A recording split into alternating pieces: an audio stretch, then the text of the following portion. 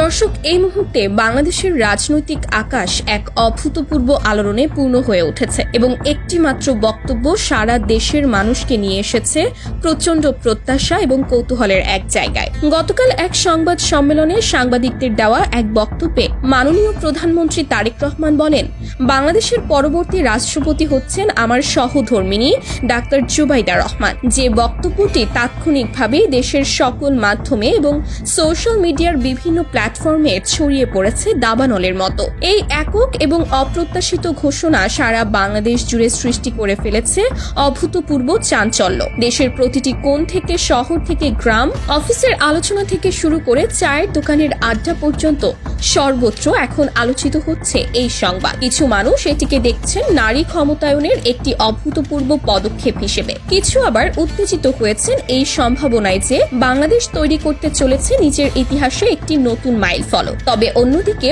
অনেক বিশ্লেষক এবং সাধারণ মানুষ প্রশ্ন তুলেছেন যে এই সিদ্ধান্ত সঠিক কিনা। তারা জানতে চাচ্ছেন, আসলে ডাক্তার জুবাইদা রহমান কি সত্যিই রাষ্ট্রপতির পদের জন্য প্রয়োজনীয় সমস্ত যোগ্যতা এবং অভিজ্ঞতার অধিকারী, নাকি শুধুমাত্র তারেক রহমানের স্ত্রী হওয়ার কারণেই তাকে এই দেশের সর্বোচ্চ সাংবিধানিক পদে বসানোর পরিকল্পনা করা হচ্ছে? এটি কি আসলে যোগ্যতার ভিত্তিতে নেওয়া সিদ্ধান্ত, নাকি রাজনৈতিক স্বার্থের নিরিখে নেওয়া হয়েছে? এই প্রশ্নগুলো দেশের মানুষের মনে এখন জেগে উঠেছে অত্যন্ত জোরালোভাবে। এছাড়াও বাংলাদেশের আধুনিক ইতিহাসে এর আগে কখনো দেখা যায়নি যে একই পরিবারের স্বামী এবং স্ত্রী উভয়ই একযোগে দেশের সর্বোচ্চ পর্যায়ের দুটি গুরুত্বপূর্ণ পদে অধিষ্ঠিত থাকবেন। এই ঘটনা যদি সত্যিই ঘটে থাকে, তাহলে এটি হবে একটি ঐতিহাসিক ঘটনা যা আগামী প্রজন্মের পাঠ্যপুস্তকে লেখা হবে। তাই এই সিদ্ধান্তের যথার্থতা বিষয়ে সবার মনেই রয়েছে একটি গভীর কৌতূহল এবং সন্দেহ। এই অস্থির পরিস্থিতিতে আমাদের আগে জানতে হবে যে ডাক্তার জুবাইদা রহমান আসলে কে এবং তার যোগ্যতা প্রকৃতপক্ষে কতটুকু। তাই আজ আমরা সম্পূর্ণভাবে বিশ্লেষণ করব এই ব্যক্তিত্বের শিক্ষাগত পটভূমি, তার পেশাগত অভিজ্ঞতা এবং তার সামাজিক অবদান সম্পর্কে। এর আগে সাবেক রাষ্ট্রপতি শাহাবুদ্দিন চোপ্পুর পদত্যাগের পর থেকেই সারা দেশে তৈরি হয়েছে এক বিশাল জল্পনা এবং অনুমান নির্ভর আলোচনা। কারণ নতুন রাষ্ট্রপতি নির্বাচন বাংলাদেশের রাজনৈতিক ক্ষেত্রে একটি অত্যন্ত গুরুত্বপূর্ণ বিষয় এবং এই প্রক্রিয়া সব সময়ই ঘিরে থাকে অসংখ্য সম্ভাবনা এবং অনিশ্চয়তার। এই নির্বাচন প্রক্রিয়ার মধ্য দিয়ে যাওয়ার সময় বিভিন্ন সময়ে বিভিন্ন ব্যক্তিত্বের নাম আলোচিত হয়েছে রাষ্ট্রপতির পদের জন্য সম্ভাব্য প্রার্থী হিসেবে। এই সকল নামের মধ্যে রয়েছেন বিএনপির একজন অত্যন্ত অভিজ্ঞ এবং দীর্ঘদিনের পুরনো নেতা, বর্তমান বিএনপির মহাসচিব মির্জা ফখরুল ইসলাম আলমগীর, যিনি তার রাজনৈতিক কর্মকাণ্ডের জন্য সুপরিচিত।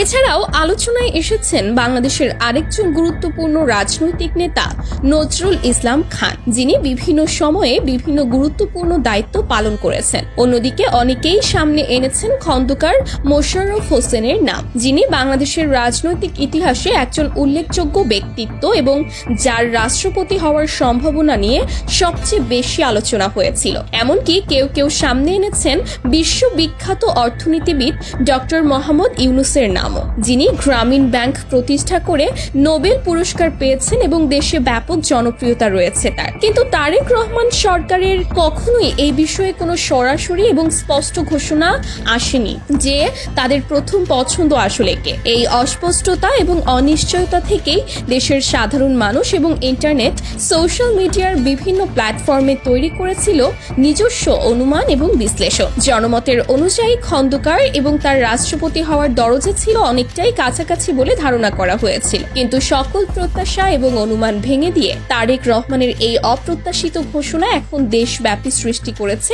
এক অভূতপূর্ব আলোড়ন। এই বক্তব্য এখন আলোচিত হচ্ছে শুধুমাত্র রাজনৈতিক মহলেই নয়, বরং দেশের সর্বত্র, প্রতিটি স্তরে এবং প্রতিটি পরিবারে। লোকে এই নিয়ে আলোচনা করছে অফিসে, বাসে, ট্রেনে, দোকানে এবং তাদের বাড়িতে। এই বিষয়টি এখন হয়ে উঠেছে দেশের সবচেয়ে আলোচিত এবং বিতর্কিত একটি রাজনৈতিক ঘটনা। এখন আমাদের সামনে সবচেয়ে জরুরি প্রশ্ন হলো, ডাক্তার জুবাইদা রহমান নিজে কি সত্যিই রাষ্ট্রপতির পদের জন্য প্রয়োজনীয় যোগ্যতা এবং সক্ষমতার অধিকারী? তাই চলুন এখন আমরা বিস্তারিতভাবে জেনে নেই এই ব্যক্তিত্বের শিক্ষা, অভিজ্ঞতা এবং অর্জন সম্পর্কে, যা তাকে একটি শীর্ষস্থানীয় ব্যক্তিত্ব করে তুলেছে। ডাক্তার জুবাইদা রহমান তার ছোট ছোটবেলা থেকেই ছিলেন একজন অত্যন্ত সুমেধাবী এবং মেধাবী শিক্ষার্থী। তার শিক্ষা জীবনের শুরু হয় ঢাকার অন্যতম বিখ্যাত এবং স্বনামধন্য শিক্ষা প্রতিষ্ঠান ভিকারুন্নেসা নুন স্কুল অ্যান্ড কলেজ থেকে, যেখানে তিনি মাধ্যমিক পরীক্ষায় অসাধারণ ফলাফল অর্জন করেন এবং তার শ্রেষ্ঠত্বের প্রমাণ দেন। মাধ্যমিক পরীক্ষায় প্রথম সাফল্যের পর তিনি ভর্তি হন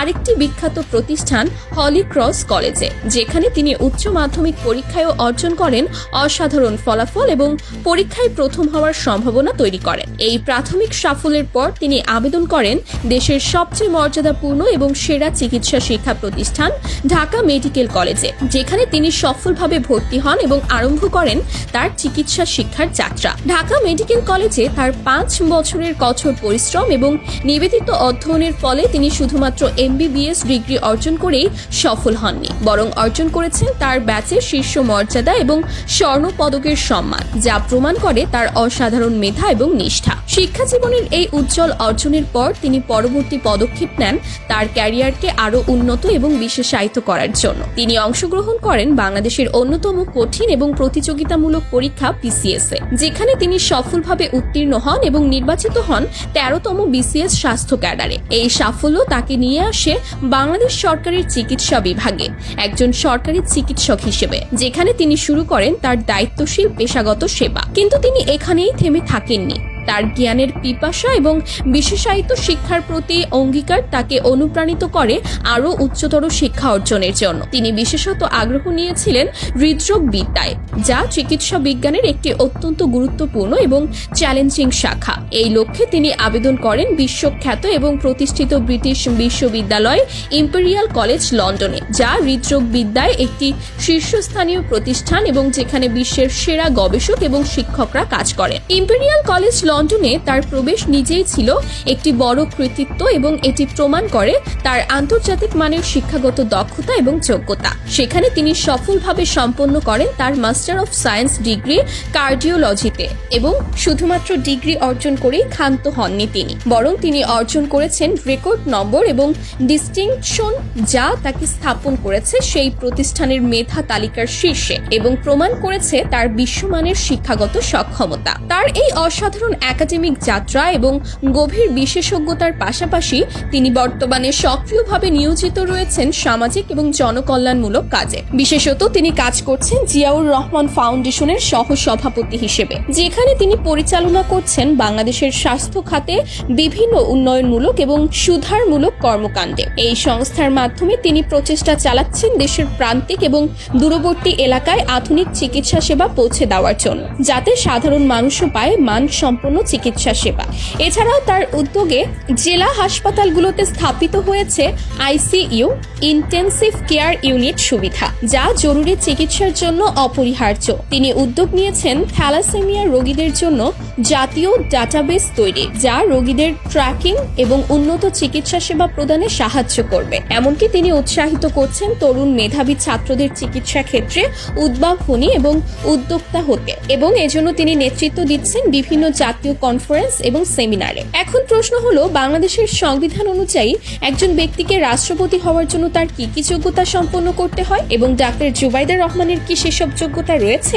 সংবিধান অনুসারে প্রথম শর্ত হলো প্রার্থীকে অবশ্যই বাংলাদেশের একজন নাগরিক হতে হবে এবং এই শর্তে ডাক্তার জুবাইদা রহমান সম্পূর্ণভাবে যোগ্য এবং উপযুক্ত। দ্বিতীয় শর্ত হিসেবে প্রার্থীর বয়স কমপক্ষে 35 বছর হতে হবে এবং ডাক্তার জুবাইদা রহমান এই শর্তটিও পূরণ করেন। তৃতীয় শর্ত হলো প্রার্থীকে অবশ্যই জাতীয় সংসদের সদস্য এবং MP নির্বাচিত হওয়ার যোগ্য হতে হবে এবং তার কোনো আইনি বাধা থাকা চলবে না, এবং এই শর্ত ডাক্তার জুবাইদা রহমান সম্পূর্ণভাবেই পূরণ করেন। চতুর্থ এবং সবচেয়ে গুরুত্বপূর্ণ শর্ত হলো প্রার্থীকে এর আগে কখনো বাংলাদেশ সংবিধানের অধীনে রাষ্ট্রপতির পদ থেকে অভিশংসিত বা অপসারিত হতে হয়নি, এবং এই শর্তে কোনো প্রশ্ন নেই যে ডাক্তার জুবাইদা রহমান সম্পূর্ণভাবে যোগ্য। সুতরাং সংবিধানের সকল প্রয়োজনীয় শর্ত বিবেচনা করলে দেখা যায় যে ডাক্তার জুবাইদা রহমান রাষ্ট্রপতি রাষ্ট্রপতির পদের জন্য প্রয়োজনীয় সমস্ত যোগ্যতার অধিকারী এবং তার রাষ্ট্রপতি হওয়া বাংলাদেশের সংবিধান অনুযায়ী সম্পূর্ণভাবে বৈধ এবং আইনসিদ্ধ। শুধুমাত্র আইনি যোগ্যতাই নয়, তার শিক্ষা এবং অভিজ্ঞতাও তাকে করে তোলে একজন যোগ্য এবং উপযুক্ত ব্যক্তি এই পদের জন্য।